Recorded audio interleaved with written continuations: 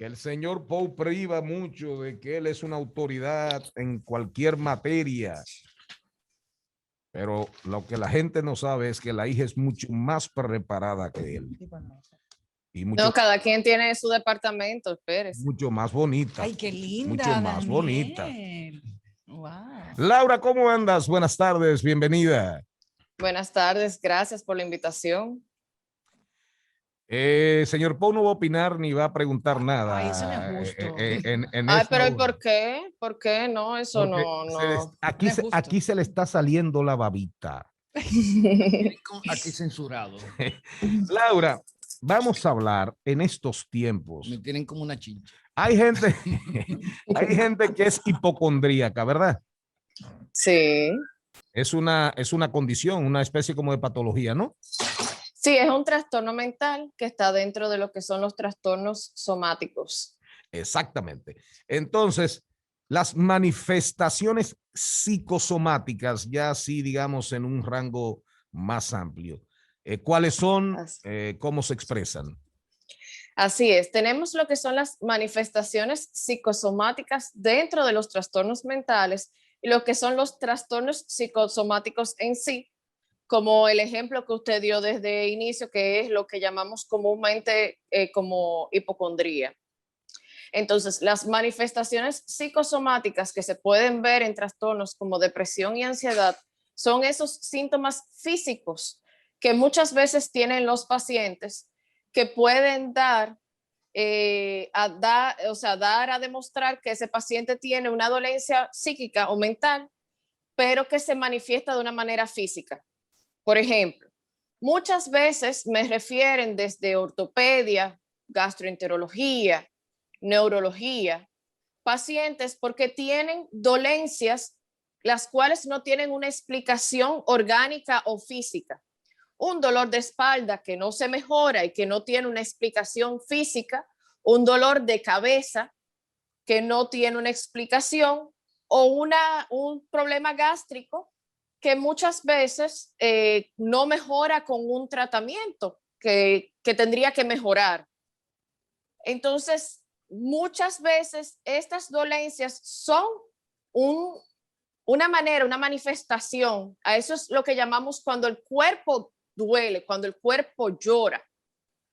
El cuerpo está diciendo, está pasando algo, no lo estoy manifestando con tristeza o con esa dejadez que muchas veces se manifiesta en la depresión o en la ansiedad, sino que lo estoy manifestando de una manera física. Y por eso es que muchos pacientes, ustedes los ven que van pasando de un especialista a otro especialista con diversos dolores, diversas molestias físicas, hasta que a alguno de esos especialistas se le ocurre y le dice, tú sabes que te voy a referir a un psiquiatra, a ver si es algo que te está pasando a nivel mental. Y efectivamente, con un buen tratamiento, mejoran o desaparece ese síntoma que les ha estado dando tanto trabajo. Celine, por aquí. Tengo una preguntita. ¿Cómo podemos nosotros, las personas que tal vez tenemos una persona con esta condición cerca, ya sea un familiar o un amigo, tratarle? Porque de verdad que es desesperante cuando uno sabe que una gente padece de esto y uno sabe que en realidad es algo donde debe ir a otro médico, como un psiquiatra, como dices, pero ellos no lo admiten. Entonces, ¿qué podemos hacer nosotros para no desesperarnos? Tengo mucha gente a mi alrededor así. Tú sabes, Celine, que en nuestro país tenemos muchos prejuicios con respecto de la visita al psiquiatra. Entonces, esa es una de las cosas que tenemos que hablar con la gente, decirles, mira, ir al psiquiatra es lo mismo que ir a cualquier otro médico. Tú has ido ya a 5 ortopedas, todos te han dicho lo mismo, que no tienes nada, que te dan un tratamiento y aún así no mejoras. Pues, ¿por qué no te das el chance de ver si es algo emocional que lo estás somatizando?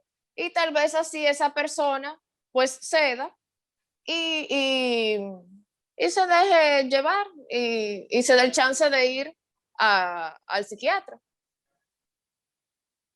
Laura, Cristian Morel te pregunta. Sabemos que uno de los trastornos psicosomáticos más frecuentes es el dismorfismo corporal. ¿En qué consiste eso? El trastorno de dismorfismo corporal no es psicosomático en sí, pero te puedo contestar la pregunta. El dismorfismo corporal es un trastorno en el cual la persona tiene una percepción desconfigurada de su cuerpo. Entonces, eso se ve mucho en las personas que van a buscar lo que son las cirugías plásticas de manera frecuente. También hay una cierta distorsión de la percepción corporal en los pacientes que tienen trastornos de la conducta alimentaria. Entonces, esa persona tiene una percepción de su cuerpo diferente a la realidad. En eso es que consiste en sí ese trastorno en específico. Señor Bow, de padre a hija. No, de poco a poco. De Muy poco bien. a poco. De popiteo a popiteo. ¿Cómo estás, Laura? Cuéntame. ¿Cómo te sientes? Todo bien.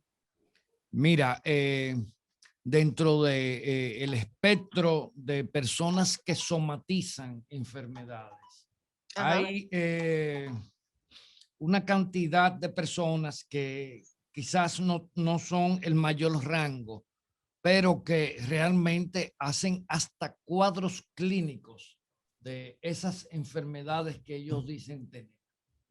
Cuando se produce esta situación, aparte de la consulta psiquiátrica, ¿no es pertinente hacerle una evaluación a la persona para tener certeza de que realmente no está padeciendo alguna enfermedad? Claro, eso es lo primero. Lo primero que se hace es descartar que haya una condición física. Al descartar que no tenemos una condición física u orgánica que esté produciendo los síntomas, entonces se procede a lo que es la intervención de psiquiatría. Esto se da tanto en los pacientes que son hipocondríacos, que pueden manifestar los síntomas de la enfermedad con la que se están identificando, o con los pacientes que tienen lo que se llamaba el trastorno de conversión anteriormente, que fue muy popularizado por Freud, que tienen manifestaciones físicas de la enfermedad. Hemos visto incluso parálisis en este tipo de pacientes, pero que no hay una explicación física para estas parálisis o para las manifestaciones o síntomas que están presentando. O sea que esta sintomatología se presenta por la manifestación mental del paciente y no porque haya un problema real en el cuerpo de ese paciente. El otro trastorno Ajá. que se ve dentro de estas entidades es lo que conocemos como síndrome de Munchausen, que casi siempre ¿Cómo? lo vemos. ¿Síndrome de qué? De Munchausen, Ajá. que casi siempre lo vemos por proxy, o sea, que no es en la persona en sí, sino en los niños o allegados de esa persona. Esa persona se hace estar enfermo para requerir el cuidado o la hospitalización. Ese tipo de personas le gusta estar en centros médicos para estar cuidados. Y si no, que es el más común, el por proxy o por allegado, enferman a sus hijos o allegados. Hay incluso un caso muy común que la allegada, que era la hija de la persona, de la enferma mental, mató a su mamá y ella está presa en Estados Unidos. Enferman a los hijos o a los allegados para que requieran una atención médica de manera permanente. Laura, una última pregunta, una penúltima, porque tú vas a seguir, vas a venir al programa otra vez o muchísimas veces, si Dios quiere. Tratamientos, en sentido general, ¿cuál es la forma de enfrentar esto? ¿Hay una forma? ¿Ustedes medican, ustedes mandan al psicólogo, mandan al psiquiatra, en fin? Sí, los psiquiatras medicamos, la medicación va a estar determinada dependiendo de cuál sea la raíz del problema. Si las manifestaciones psicosomáticas están dadas por ansiedad o depresión, se va a medicar dependiendo de la situación del paciente, o si es uno de los trastornos psicosomáticos en sí, se va a medicar dependiendo de cuál sea el trastorno psicosomático preciso del paciente y obviamente se va a acompañar de psicoterapia, ya que se ha demostrado de que las enfermedades mentales en general, los trastornos mentales en general, sí se acompañan de esa dupla de medicación con psicofármacos y la intervención psicoterapéutica, van a tener una mayor efectividad y el paciente va a tener menos recaídas y un mejor desenvolvimiento en su vida y una mejor respuesta al tratamiento. Laura, muchísimas gracias, Laura. Manifestaciones psicosomáticas. Laura Oten Walder. Ahora dígamelo ese apellido es danés, alemán. Pronúncielo usted. ¿Cómo? Ottenwalder. ¿Lo dijo bien, Laura? Sí, sí. Imagínese, después de tantos años tiene que aprender a decirlo bien. Ay, Maña afuera. Gracias, Laura. Se te quiere en criptomoneda.